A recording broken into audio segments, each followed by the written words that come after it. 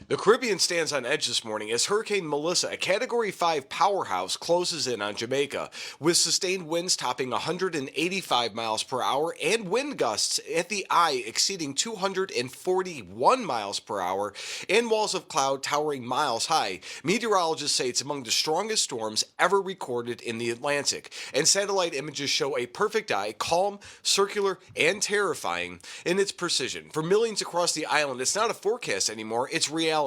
Evacuations are underway, power grids are shutting down, and the ocean itself is rising. So how much destruction can one storm unleash, and what does a Category 5 really mean for those in the path? The numbers are staggering, the visuals are beyond imagination, and what you're about to see captures that power better than any statistic ever could. So let's break down exactly what's happening.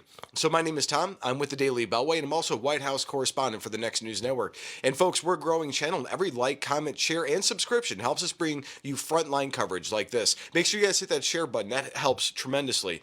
There was an incredible visualization that I saw online this morning, and I want you guys to see it. Check it out. So let's now have a look at what that might be like. For example, we know Florence is going to bring 1 to 3 feet of inundation across many locations. That certainly is enough to knock you off your feet.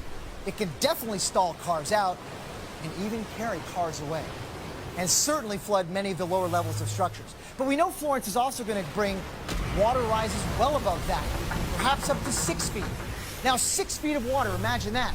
That carries large objects in it, like cars, for example, that can act like battering rams and enhance the damage that would otherwise be.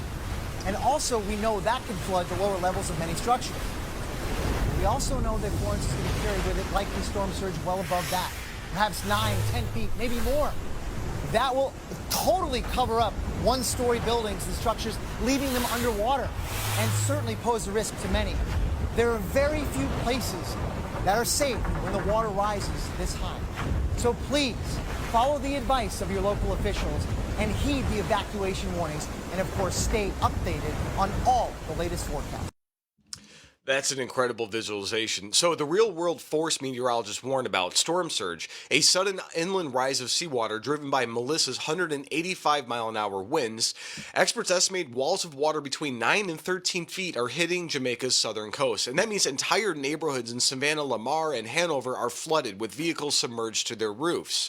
And reconnaissance flights by the U.S. Air Force hurricane hunters recorded a central pressure of 892 millibars, tying the 1935 Labor Day hurricane. And that means the atmosphere inside Melissa is literally pulling the ocean upward, creating a vacuum that pushes the sea onto land. And across Jamaica, more than 2 million people are sheltering in schools and churches. And Prime Minister